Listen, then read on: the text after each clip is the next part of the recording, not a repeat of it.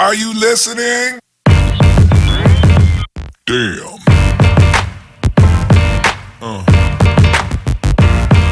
Yeah.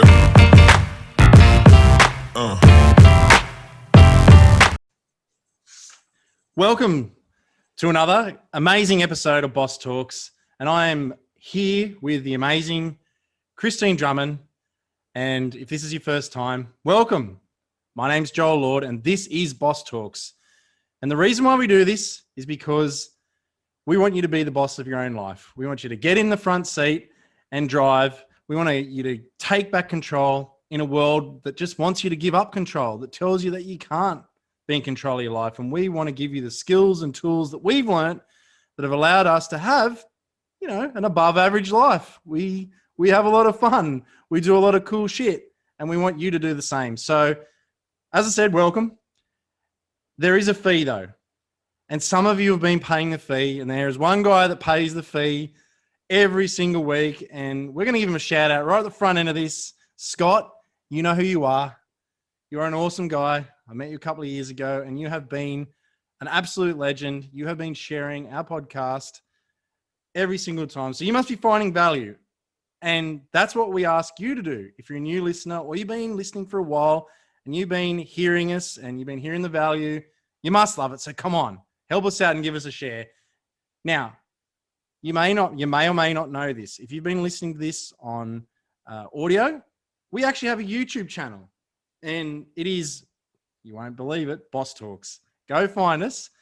So you can see our, 50% of us have got a great looking, and the other 50%, are just here for the voice.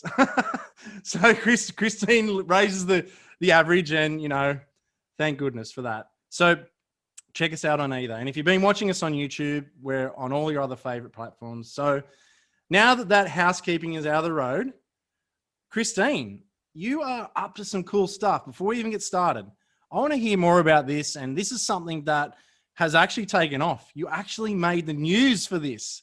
You've made local news in your area, and it's going to blow up because it's so needed. So you have something called the Fearless Girls Club, which is sort of a subsidiary, well, not sort of, a subsidiary of or an extension of the Fearless Mums Club. And you got a massive passion for this. And geez, when you were telling me about this last week, it lit me up. It gave me goosebumps, and enough's enough. We're going to have a link in the description across all our platforms where you can check this out, because you're going to want to. And without further ado, Christine, tell us more about it and tell us why you're doing it. And yeah, welcome to the podcast. Thanks, mate. And I just want to say, I think you're getting funnier and funnier every week, by the way. So well done. Hey, everyone. Yeah, I am so excited about the Fearless Girls Club, and it's a real passion of mine. And it actually stems back, Joel, to when I was a little girl and I had my power taken away from me in an instant, when I was about 4 years old from abuse. And my whole life I've been sort of struggling with coping with that and what happened to me when I was growing up. And then one day I've done a lot of the internal work, right? But then one day I had this question pop into my head, and it was, who's raising these guys? Who's raising the people that are doing this abusing to people, that's taking, young kids' power away? And then who's raising the women that are putting up with this shit, that are tolerating this behavior? And, you don't have to be a young girl. I know so many women out there that are being abused mentally and emotionally and spiritually and financially and physically. And it comes down to us mums. We're raising these people. We're raising people and teaching them how to treat another human being. So I suppose my passion for running these girl empowerment workshops really stemmed from that, to go, well, you know what, we as a mum have an incredible role and an incredible responsibility to the generations that follow us. And for me, I want to give my daughter and my son the armor that they need to be able to survive emotionally, physically, mentally in this ever-changing world and environment. So the Fearless Girls Club is all about teaching these girls resilience and strength, and teaching them about identity and how we are all so different and unique, and why that can be a superpower, you know. And too often, I'm getting goosebumps thinking about it, because too often we are so quick to tear people down because of their differences.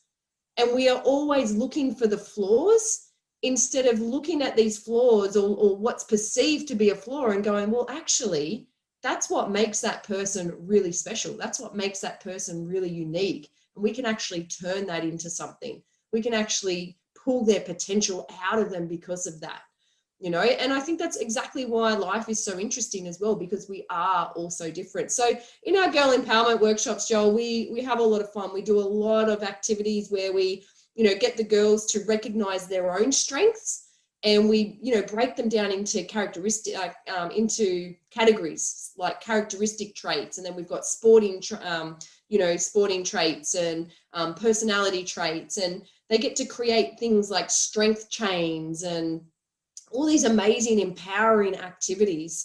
And we talk bullying as well. We talk friendships, and how sometimes you're gonna have to put out friendship fires, and all those kind of things. So we target girls between 7 and 12, because we want to get them before they reach high school, and before they kind of get overtaken by all the social media and everything like that. So I guess what we're doing is really building up independent, confident, strong girls who know who they are at the core, who don't tolerate, you know, abuse or being bullied by anybody, and who can go out there in the world confident, knowing exactly who they are and where they're going. And I just think it's incredible. And we actually got the program from a lady called Joni, who started the Girl Power workshops down in South Australia. So I want to give her a plug, because this work is really important, and it's based on positive psychology techniques and research and studies as well. So we have a lot of fun, and I am absolutely loving it. And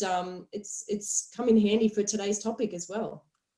It's so needed, and I love how you're grabbing the girls before they get to where they're too cool for school. And, you know, like it just really brought something to mind when I moved the kids up to the Gold Coast. They first went into school, and they get interviewed by the principal or the deputy principal at the first school. One of my kids, he's more into sport. And so when he's asked the questions about what's his favorite subject and all that kind of stuff, he was like, I don't really have one. I'm not interested in that. No. And the teacher kept asking until he worked out, so like, what do you like to do at school? And he said, I like soccer. And he goes, oh, yes, we've got lots of that for you too. So he knew where to sort of start directing him to, you know, bring out his strengths. And which is literally night and day to the, like we've moved again and we went to another school, and this school, when they got the same sort of answers, they directly in front of the kids says, oh, so you're a troublemaker. And they were like, they said something along those lines. I was like, hang on a minute. Like, you're putting him in a pigeonhole, and, you know, you're lucky I wasn't a class member, because the answer would have been yes. But my kids are so far well behaved, you know. So, I love that you are using the positivity, and you're looking for the positivity. And it is so important, because, geez, if we don't do something, it's just nothing will change. If we don't change, nothing will change. So, yeah, that really brings us into today, which is today's topic is the next chapter in the Laws of Success book. If you have not read it, please go get it, read it. I don't care if you're right into spirituality. I don't care if you're a hardcore business person or you just love Harry Potter. I don't give a crap. This book is worth reading. This is the kind of book that if you read it once a year, your entire life will be completely different by the time you reach old age. And if you're in old age, read it anyway, because, you know, you can be wise and teach people what you learn in it. So it's today, Christine, it's the habit of doing more than paid for. So this is something that I've used to great success. it's usually the ace up my sleeve. It's how I like outperform people in jobs that when I've had jobs, I just put my head down. I under the radar do extra hours so that I can do a better job than anyone and not actually have to be super stressed and work like crazy at a crazy intensity. You still do that, but people can't, there's a point where talent won't keep you in front of the person that just puts the hours in. And you have a lot of great strategies around this on other podcasts, but tell me, like, where have you used this to kick serious butt? And yeah, like, take it away. Well, I love this topic, and it's so close to my heart. But I remember when I left home at 18 and I moved to Canberra, and I did a diploma of hospitality, and then I couldn't get a job in hospitality after the course, and it was so hard. And I remember going in for this interview at an exclusive club. It was like a lawyers club in the heart of Canberra, and I went in for the interview and I said to them, look, just give me a shot. Like, once you see my work ethic, I think you'll be amazed. Like, just put me on for a trial. And they agreed. And what got me that job was exactly doing more than what I was paid for. Obviously, I wasn't getting any money because I was on a trial, but I went above and beyond. And like, after a couple of weeks of being in paid employment, they moved me to 2IC, and then I became functions manager of the club. So it was a very quick transition and promotion because I showed up every day doing more than what was expected. And I try and do that with customers as well. Like, I try and, what do they say? Like, you under promise but over deliver. So I try and, always deliver that wow factor, do the unexpected, go above and beyond. And then when I moved from Canberra to Wagga, I worked at a hotel there.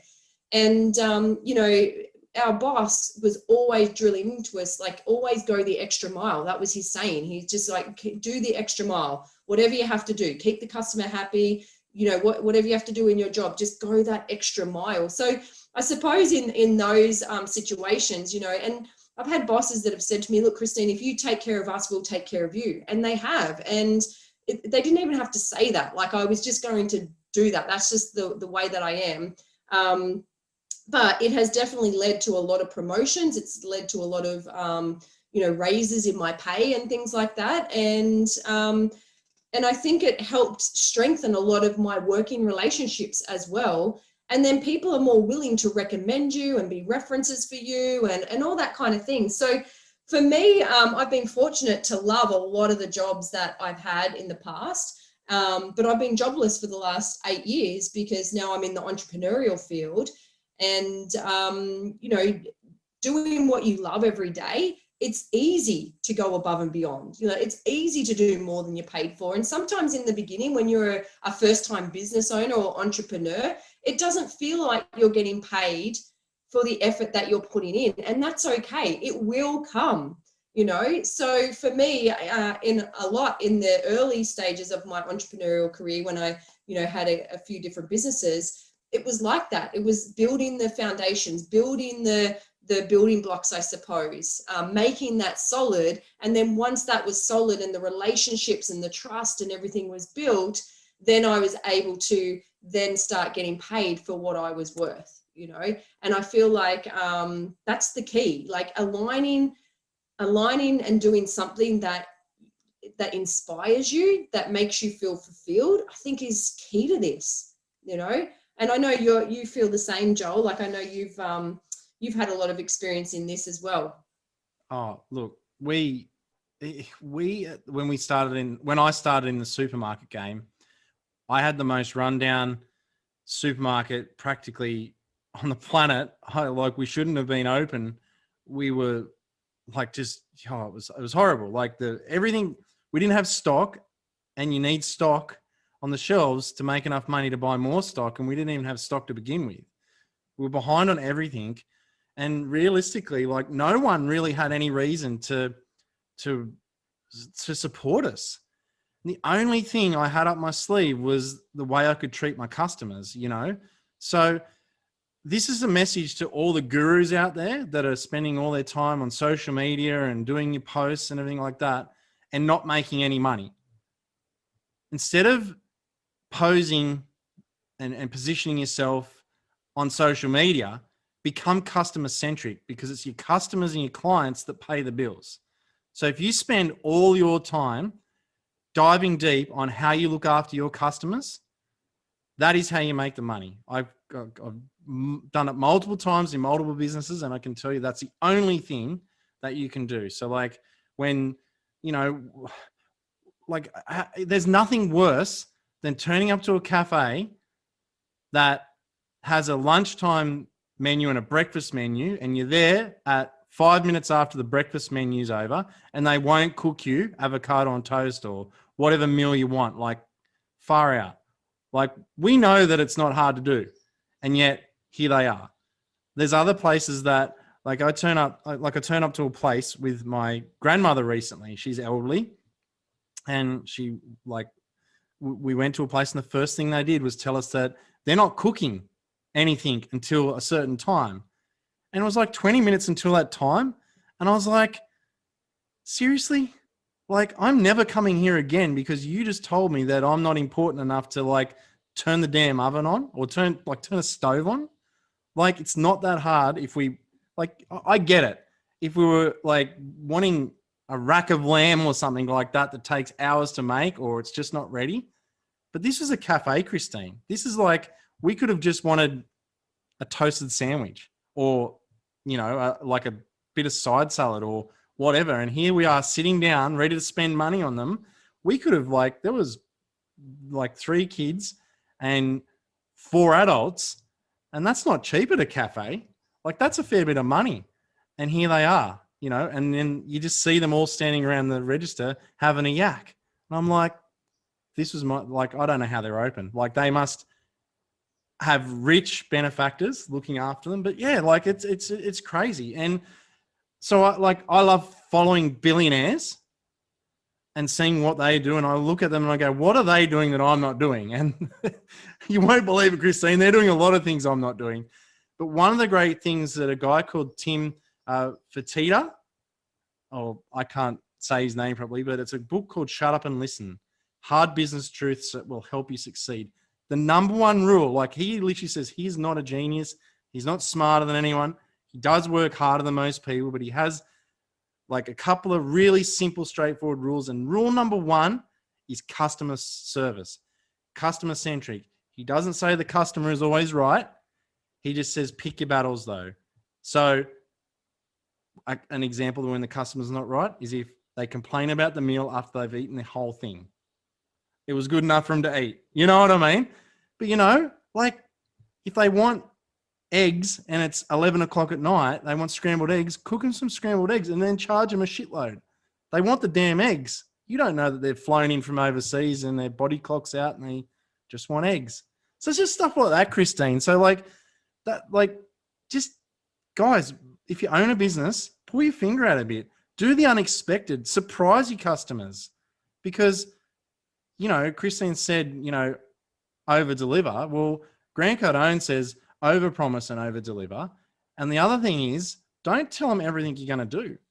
Like, give them a lot of great promises, deliver them a lot of stuff, and then surprise them with something that's they just out of left field. You know what I mean? One of the things I do when I'm coaching new clients is I will send them a nice book and a really decent pen. So, and that just comes in the mail, or I'll send them, you know, like Christine, you and I like do this sort of stuff all the time, even for each other. We'll just get a book in out of nowhere and we're like, what the hell? I didn't order this. And just things like that. Or you send letters, and it doesn't have to be expensive, but that you can't, that's like scaling the unscalable. That's how you get super successful. That's one of the keys, because you want them to come back. If your customers don't come back, you don't have customer retention, you've spent all that money. And if you're an employee, you've spent all that time, and where's your return? So yeah, Christine, like, chime in. I love that. Yeah. And while we're on the subject of customer care, it doesn't have to cost a lot. It doesn't have to cost anything. Like something that I've started doing is really recognizing on social media some of my long-term customers. Like today, I just recognized my mum, and she's been a customer of mine for 8 years. Like that's like, it's her anniversary. Like, so I was basically giving her a shout out to say, hey, happy anniversary. You've been a customer of mine for 8 years. You know, and they love that. They love being called out unexpectedly and feeling appreciated.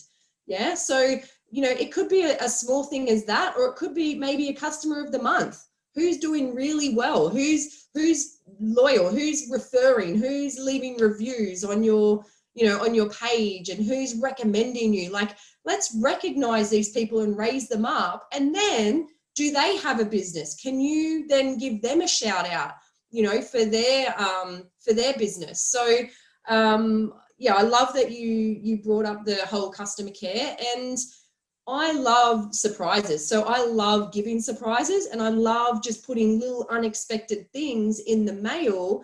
And it might be something as simple as, you know, we've got a few like kids activities and things. So I'll often print them out, pop them in the post, and I'll do a quick little search on social media to find out what the children's names are of my customers. And then I'll handwrite a note with their names in there, you know, and just something so little like that. Or maybe it's the dog's name or whatever. So like anything that is going to help make the customer feel good and create a good, like not a good experience, but a great experience, an experience where they go, wow, that was unexpected. Yeah. And what I love what he says in this book, because when engaged in work which he loves, a man may labor for an unbelievably long period of hours without being fatigued. How cool is that? Like Joel and I, we've done tours before, we've pushed our bodies to the limit before, but we never reach fatigue because we love what we do. You know, and I think that's key to feeling energized and alive and inspired, is doing something that, you know, you're getting paid for doing something that you love, and you're going above and beyond. And when you do that, it doesn't feel like work. You know what I mean? So I love that he put that in there. And he said, a man's endurance, therefore, depends very largely on the extent to which he likes, dislikes, or loves that which he is doing. How many of us have that friend or family member that is in a job that they absolutely dread, and this person is a downer, a Debbie Downer, you know, their energy is just, it sucks, and the light has gone off, in like it's dimmed in their eyes, they're kind of like washed over, and there's just like their whole body language, their demeanor, you know, they're those energy vampires, you know. And you know, I know quite a few people that are in these roles feeling exhausted and burnt out because they're not energized and feeling purposeful. They don't have a sense of fulfillment in the work that they are doing. So I don't know, Joel, like everything is a choice in life. Like I always made the promise to myself after watching my parents stay in jobs that they weren't lit up about. They were putting up with complaints and negativity and everything, but they stayed in those roles because they thought they were too old to do anything else, to be re-skilled. And I remember making the promise to myself from a very young age of about 8 or 9, saying, if I'm ever like not loving a job, I'm leaving it. And I've stayed true to that my entire life. Like if I've been treated unfairly, if I've been underappreciated, like I've moved on. I'm not tolerating that, and I'm not tolerating living a mediocre life. I am worth more than that. You know, I want to create a life that's full of experiences, and I want to know at the end of my days that I lived, that I loved, and that I mattered.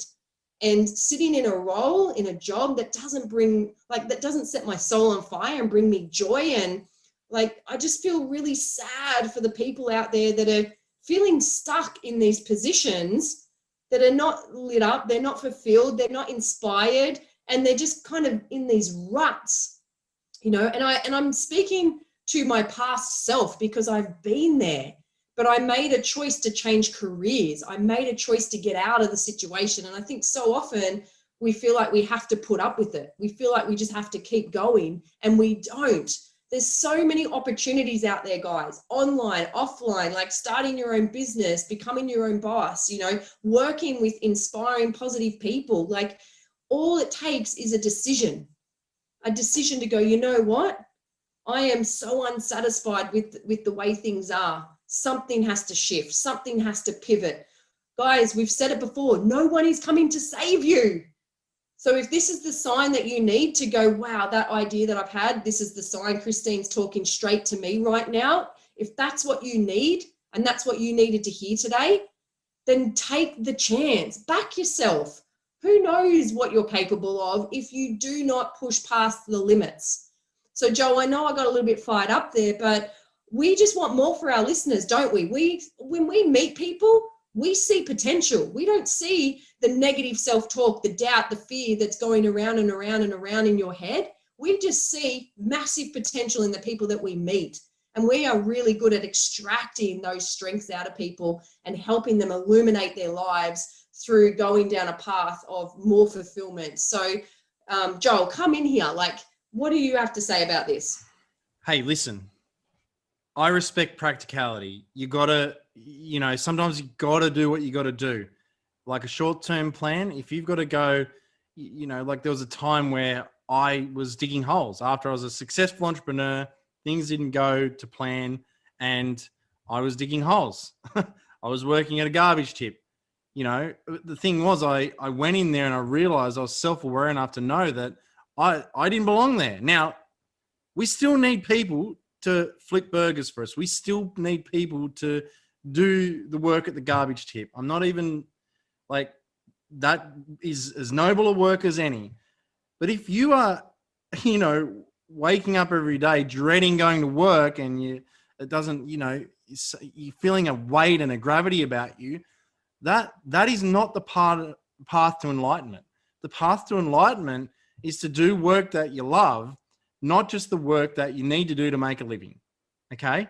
So you owe it to yourself to find the work that you love best, because you want to be able to find the work that you feel like you've been amply paid for just from the pleasure of doing the work alone. Now, could that mean that there's some combination of it, of how to do it? Maybe you've got to work at the garbage tip to fund the work that you feel called to do. Maybe you work for a charity, or maybe you have some cause that you give your time for, and that's what fulfills you. And working at the burger joint or working at, you know, a job that isn't fulfilling is like is allowing you to do what does fulfill you. Like, I get that. So look, when you go for your dreams, Christine, this is not going to be supported by others, because I can tell you, I don't know Christine's extended family. I know mine. I know other people's. 95% of them will be exactly what Christine was just talking about. And she's part of the 5% that have had the guts to do it. Because we all know that if you quit your shitty job and to go chase after what you want to do, you can always go back and get another shitty job, because there's plenty of them out there. Do not believe the scarcity crap that's out there, that jobs are hard to come by. They're hard to come by for people that are too good to do certain things. I know people are screaming for people to help them with their concrete business. And what he said is, Joel, like a guy that came and did work for me, he goes, Joel, I can't find people that want to work. I can only find people that want to walk around and take selfies of themselves. He goes, I can't believe that no one, they're getting to 25 years old and they've never picked a shovel up. He's like, what the hell? I'm like, mate, like, I'm not too proud. Like, if it was to put food on the table or tide me over cash flow wise, I'd clean toilets. Like, it doesn't worry me. Like, there's practically no job I wouldn't do just to get going. But I'd know that I'd be able to find something. It'd just be the start. Okay. So you got to cut out the word impossible, because like everything is possible. Like, I'm possible. That's like words of power. Look at them. Like, change it up a bit. Don't ever think anything's impossible, because honestly, the law of increasing returns and the law of everything that like that you want is behind the challenge. Because if it was easy, everyone would be doing it. You know, I remember something, Christine, that has stuck with me, and it's so great, the lessons I learned from a guy called Eric Worre. Someone complained to him that network marketing was hard. And he said, hallelujah, you want to make sure it stays hard, because if it gets easy, we'll all be out of a job. Because if it's easy, there's no money in it. Think about it. Everyone that's highly paid is doing something that's challenging or dealing with adversity, you know? So, oh God, so this is going to compound on compounding. So doing more than you paid for, you can't lose. You know, I have a family member, and I've got a couple, but one in particular is actually dealing with this right now.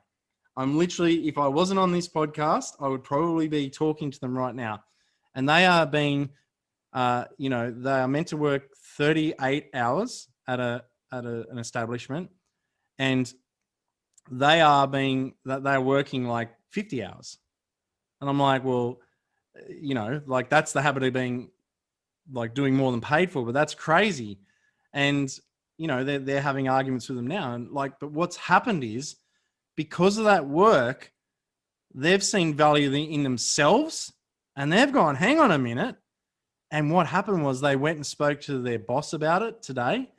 And the boss basically said, you're just a number, literally to their face. So to put it like, what a moron this boss is, because they're about to lose someone who is saving them a lot of money, because the majority of people out there aren't reading this book and following the habit of being doing more than what you're paid for. And yeah, like it's crazy, because before I hand it back over, like when I worked for a large supermarket, I was working crazy hours, just A, to make myself look really good, and B, to get the job done, because I'm paid to do a job and I have to get it done, right? Because I wanted to get to the top of this supermarket. I wanted to be the CEO of this huge multi-million-dollar business. And so I was like, I'm going hammer and tong. So basically what would happen was we were getting screwed over with the hours. They weren't giving me reliable people that would show up. So every time someone doesn't show up, so someone doesn't show up for an hour, 30 to 50 boxes of groceries gets left on the ground, and we can't open the store with boxes everywhere, right? So we have 3 or 4 people not showing up for 5 hours a piece. I've got hundreds of boxes left on the bench. So I'd stay in and I'd get it done, right? And I complained, and they said basically the same thing. You're just a number. And I went, right. This is going to go on YouTube, so I won't swear. But basically I said, you can have your job. And I left it, and they said, fine, I'll do it, and you can get lost. Well, one day later, like within 24 hours, they're ringing me, begging me to come back. They said, I don't know how you got it done. And I was like, because I put a shitload of extra hours in. And they begged me to come back, and they gave me a huge pay rise. And I was like, okay, fair enough. But like, you've got to see the value in yourself. You got to know when, like, it's all well and good to like be giving out freebies and everything like that. But you've also got to understand that, you know, you got to have boundaries, Christine. So like, have you ever gone too far into the realm of the habit of doing more than paid for? Like, do you think there's a danger, or should the listeners just go for hell for leather? No, definitely. You got to have the boundaries. Absolutely. And we're not telling you guys to reach burnout with this. Like, if you're getting paid for 40 hours and you're putting in 80 hours, like that's ridiculous. Okay. But this is about doing the little things. It's about doing the things that you're not asked to do. You know, I used to work in HR, and oh my gosh, we come across a lot of people that will come to us and say, well, I'm not doing that. It's not in my job description. And it gets really finicky, guys, and very annoying for everybody. Like, you know, and fair enough, if it's something dangerous or illegal, don't do it. but come on, like there has to be a little bit of flexibility there. And I'm not saying like take on the job of 3 people and that kind of thing, but when did we get so finicky about this stuff? You know, when did we stop caring? When did we stop, you know, and I'm not talking about everyone, because you know what, I go into some places and I get the most incredible service, and I love good service. And, you know, I always make sure that I verbally let them know that I appreciate their service. And quite often, if I don't receive good service, I'll send an email to the business or whatever, just letting them know that, you know, your standards could lift a little bit. And I'll give an example of this. So, you know, my son has started swimming lessons this year, and we haven't received the best service. Like every week he's had a different, this is going back last year, every week he had a different instructor. None of the instructors, like it was like I was invisible. They would never introduce themselves, you know, and never greeted with a smile or anything. We'd be sitting there by the pool thinking, okay, who are we going to have this week? And then, you know, they would just rock up, get him in the pool and start. And then there would be no thank you, see you later, anything, right? And then I started talking to my partner about it. I'm like, it's just gnawing at me. And then the next week, because I started thinking about, well, how do I want to be greeted when I go in there? And what would good service look like in there? And the more I started to think about it, more like, okay, I'm just going to let them know. Like I'll send them an email. Didn't get around to it. But the next trainer that we had that came to teach him, she was amazing. She greeted her. She's like, hi, my name is such and such. I'll be your instructor today.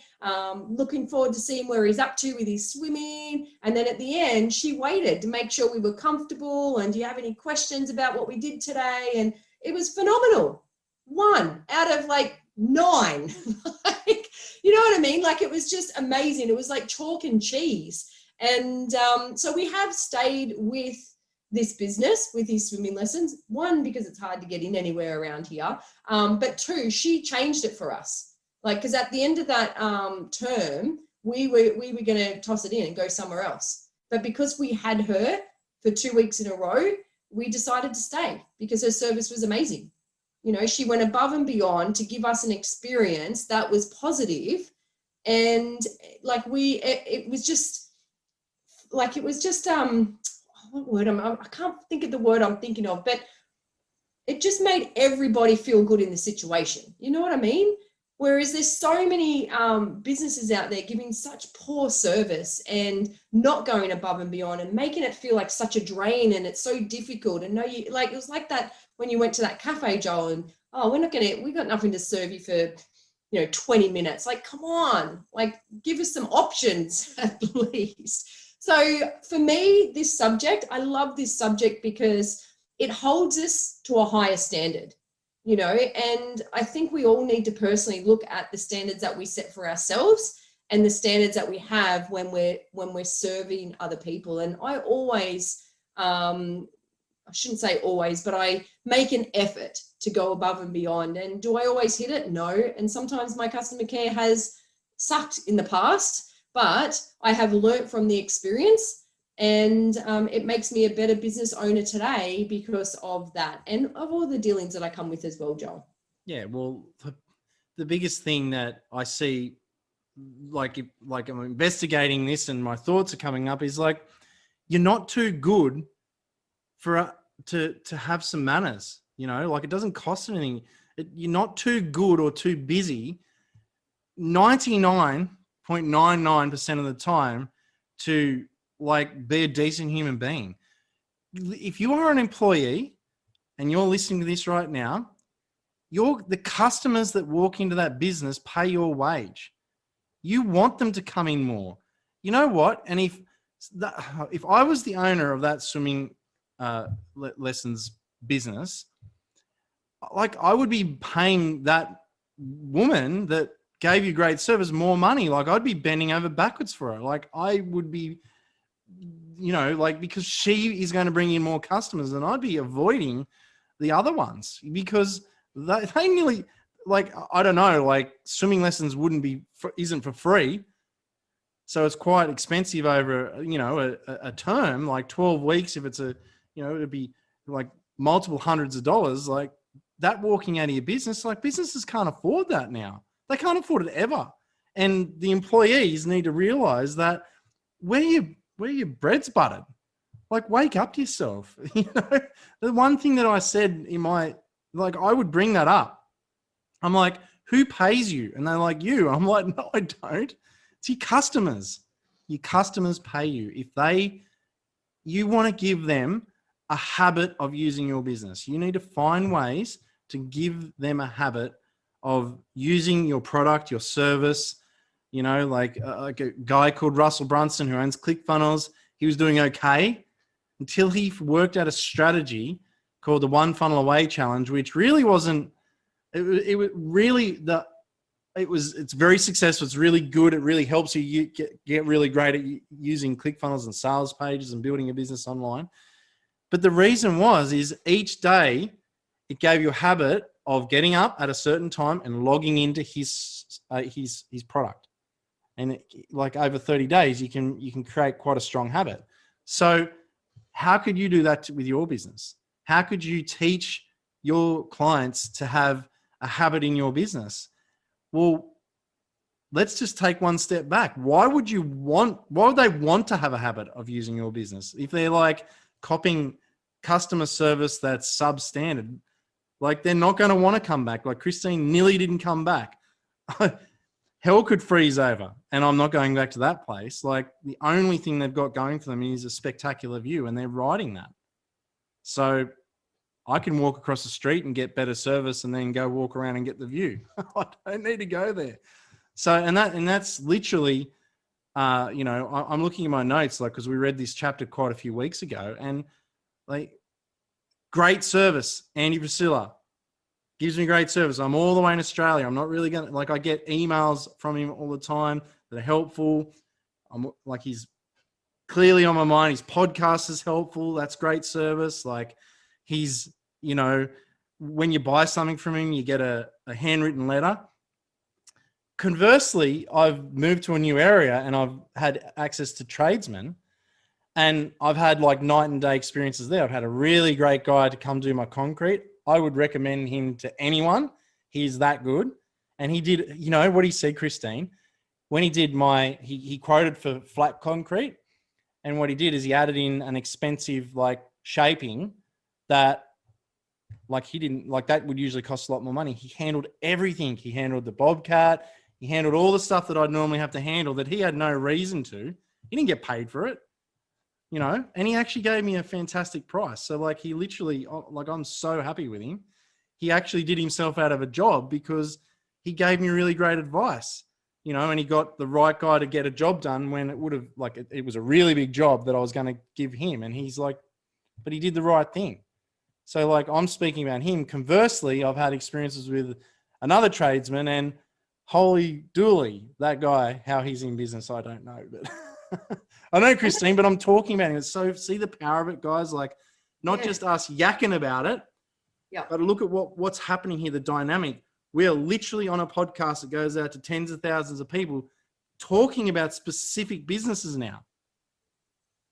That's the power of it. That's the power of doing more than what's paid for. Andy Priscilla has had that many freaking shout outs from me, not because he's a guru, but because of the service he's given me when I bought extra books and I sent one of the books to Christine this week. Like he's made decent money off me, and I'm talking about him and I'm thanking him for it. Like that's what you want from your customers. And the only way he's done that is by doing more than what he was paid to do. So yeah. I love that you bring that up, because there is a section in the book where he talks about that, because if you have a reputation for doing, rendering more service than what you're paid for, exactly like that guy that you spoke about that's done some work for you, like doors open up, opportunity opens up everywhere, and the word of mouth referral, it's going to save you thousands of dollars in advertising and trying to, bring in those sales, so it goes a long way, guys. It really does, going above and beyond and making it a habit. So I think we're so quick to just move on from customer to customer, whereas when we think about each customer and just spend some time on each of them, like what do we know about them? What do they really need? Like where are their struggles? Or like how can you offer more than the service that you're providing? And I think it's such a powerful thing to do, because so many businesses, we're just a number to them. Or as an employee, we're just a number to them. But your employees are your customers as well. And how you treat them is going to show up in how they treat you as well as an employer. So you take care of your employees, vice versa, they'll take care of you as well. So yeah, I don't have really much more to say on this chapter, mate. I really like that he did have an example in here of a business. So if I can just share a quick story from the chapter. It was about this waist garment that this lady received. She received it, I'm pretty sure, as a gift. She didn't have the receipt for it, or it was way out of date from return. It was like a year or two later. And she took it back into the store, and the store said, yep, no worries, we'll change it over, or you can swap it for another item. You know, they didn't make her feel bad. They just made it a pleasant experience. And they didn't have to. You know how all these dockets now have all these rules about their refunds and exchange policies, and you know, there's just so many rules and regulations around bringing things back to shops. Well, this shop was just like, you know what? We want a long-term customer here, and how we treat this lady right now is going to determine whether she comes back to our store or not. So they took the higher ground. You know, they took this thing that was not in season anymore and said, no worries, go and exchange it. That's fine. And so they've gained a customer for life now for doing that. And I had a recent experience, it was last year now, but I went to a cafe, ordered some food. It was takeaway. We got home, we were missing half our order. And I rang the place, and they was like, oh my gosh, we realized when you'd already gone, we feel so terrible. If you can come back, you know, come back and pick it up, we'll have it ready. And then they went above and beyond and gave us extra food because it was their mistake. They made up for it. Now, I was frustrated because I had to get back in the car, drive back there, but they made it such a pleasant experience. They were so apologetic. They called me by name. They remembered my name because I used it over the phone to order. And they threw in a whole heap of extra stuff in there. So what have they done? Again, they've saved a customer. They've gone above and beyond. They didn't have to do all that, but they know the art and the science of customer retention and how important that is to their business. So, you know, hats off to them. Do you know what's hilarious, Christine? Like, it's funny you bring them up, because I was going to bring them up literally on this podcast today. Like, they came to my mind. And if I, like, when I come down, like, I'm most likely going to bring my kids. Like, guess where I'm going to take the kids? Like, because you're on holiday and they like a treat. Like, I'm going to go to that fish and chip store. I'm going to go there. I'm going to ask you where it is. And they're going to get, like, so out of that little bit of a, you know, like they're going to get more business. And I bet you've been back. I bet you, like, your family's been back. Like, and I bet you went back and told the story about it, you know, and it just brings to my mind, like, someone that I, like, know pretty well, who's fantastic. And, like, I don't know if, like, I'm going to go out on a limb here because I know you know her too, but how does when you work with Erin Ashley, how does she make you feel? Like, when she speaks to you, when I went to their Find Your Fire retreat a long time ago, like Erin Lee now, Erin Lee, like, it was off-putting how important she made me feel, because I was just not used to, I'm just literally not used to it in society today. And the level of like giving a shit no other elegant way to say it in my vocabulary, that I felt from her, and the presence I got from both her and Kurik at the time was phenomenal. And I've, like, spent a lot of money with working with their business, and you've gone back, you've met them a couple of times, and you've gone back, and, you know, you like, I know you're working with her now, and like that's what we're talking about, guys. Like, do you feel like Like, how do you feel? Like, what experience have you had there? And am I just going on a limb and you're like, nah, she doesn't do that?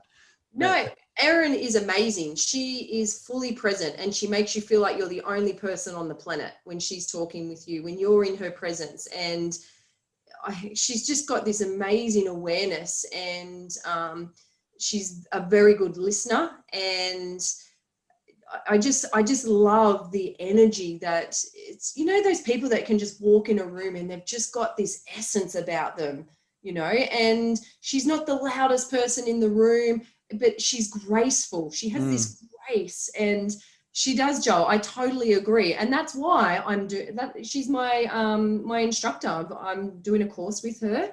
Yeah. And I wholeheartedly have trust and faith in what she's teaching us, and that relationship has strengthened. And it doesn't cost anything, does it? It doesn't cost her anything to look us in the eye, make us feel like she's fully present. She's not looking off to the side to a phone or anything like that. And I love that. And it's those little things, Joel.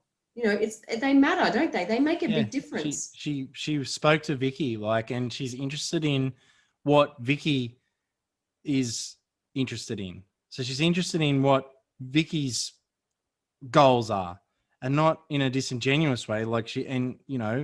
She's intuitive enough and caring enough to obviously do her homework and realize the places where Vicky might need some sort of feedback, positive feedback, to give her the courage to do a bit more, to lean into it more. And the things that she was able to say to Vicky, on the most recent group that she did, really, really had an effect. And it's that simple. It was just some words. It wasn't like a $1 million check or anything like that. It was, she didn't give her a free car or anything like that. Literally just she knows enough about what's important to Vicky and what Vicky's wanting to achieve, and really gives her encouragement around it. And, that's free. That's free. And while we're on the topic of Erin Lee, another thing she does is on a little love heart cardboard, she has a handwritten note that she sends in the mail, and it's just beautiful. She has all these little crystals and things that she sends, which is, it's not part of, we didn't buy that stuff. This is just what she does to make people feel special. And she'll put little affirmation cards in there, and that she feels resonate with us, or a little clipping where she'll write, this made me think of you. And in that moment, you just feel appreciated, you feel seen, and she just makes you feel really special. And it doesn't cost a lot to do that stuff, guys, and right. It's amazing. If you don't know who Erin Lee is, I definitely think you should go and follow her. She's on YouTube and social media and everything. And big shout out, Erin, if you do ever listen to our podcast. She probably doesn't have time. She's a busy lady.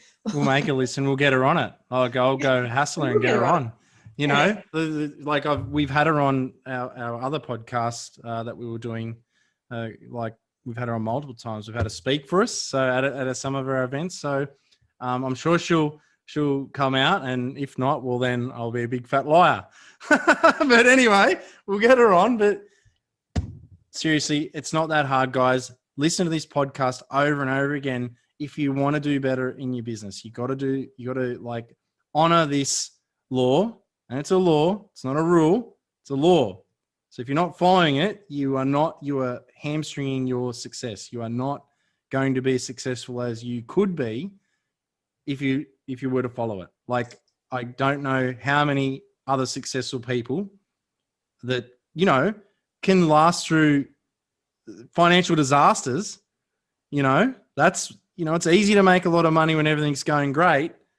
It's not so easy when things aren't going well. And it's when things aren't going well that people remember, when they're thinking, oh, who am I going to cut off? Oh, well, first of all, the people that didn't treat me as well. And when they're looking to what subscription to unsubscribe from, what thing to cut out of their budget, they're going to be looking at you if you don't treat them better than everyone else that's there. So that's what you're going for, guys. So doesn't matter what business you're in. I don't care. You could be saying that it's not possible, it's not right in your business. Well, seriously, I'm buying something from America and I get a handwritten note. The guy's doing hundreds of millions of dollars. Could you imagine how many parcels leave that business every day? And there's a handwritten note in every one. So you've got no excuse. I don't care what you're doing. So there's my mic drop, Christine. And before, I love that. I love it. And it's so important. And just before we jump off, like if you're a parent, and I know you don't get paid for being a parent, but you can do this and apply this to your parenting as well. And I really encourage you to do that. Like, wow your kids every now and then, you know, like don't be the disciplinary all the time, you know, like do something unexpected with them. And it doesn't have to cost anything, you know, a picnic at the river or the beach, or, you know, taking them on a park crawl. That's something that we do, is we, instead of a pub crawl for adults, we have a park crawl for kids, and they love it. We try and jam in as many parks as we can in an hour, or you can do it over 2 hours and turn it into a picnic. Like, these are all just fun things. And I remember, you know, I took my kids and my nieces and nephews to Pacific Fair at the Gold Coast, one of the biggest supermarkets, and I did a big treasure hunt for them. They had to go into shops and work out the codes, and, you know, I left little notes with the shopkeepers, and the kids had to come in and find these orange envelopes, and then the shopkeeper would give it to them, and then they'd open the clue and find out the, you know, the answer, and then they go to the next shop. And, you know, these are all things that we can do to go above and beyond, to create these amazing experiences, you know, for people. So it doesn't just have to be your kids. It could be, you know, even your parents. Like, when was the last time you did something that wasn't asked of you for somebody else, you know, out of the blue? Like, let's tap into that over the next week. And I'd love people to drop some comments. That's your homework, isn't it? Give them homework, Christine. Come on. Give them homework. Go do something nice. Yeah. Go do something out of the blue that no one would expect you to do. Go do something nice and see what happens. It's literally like, it's one of the things in the 75 hard, like a random act of kindness every single day for 30 days. Like, that's how you do it. Like, there's a reason to it. So yeah, listen, let's just drop it out here. That's a mic drop, Christine. I don't think anyone would ever accuse you of not doing enough. Like, you are one of the stars of, like, just you've had this habit ever since I've known you. You've always gone above and beyond. And anyone that, like, has the pleasure of being able to check out what Christine does in the Fearless Girls Club, you'd be crazy not to do it. I'm sure that Christine's got online stuff in the works. And if she doesn't, guess what? She's got homework now, because I've just outed her in public to be able to access this stuff that's important. And like I said, there's going to be links in the description down below. And just before we go, Christine, do you know the link off by heart? Like, is there, or is it? Yeah, they can go to our website, which is called thefearlessgirlsclub.com. So go and check it out. All the information's on there. We are going online, Joel. So online course will be coming out hopefully later this month, if not in March. So we'll be able to have a greater impact out there in, you know, in raising the independent women of the future. So important. And thank you for doing it. You're welcome. Goodbye, everybody. Damn.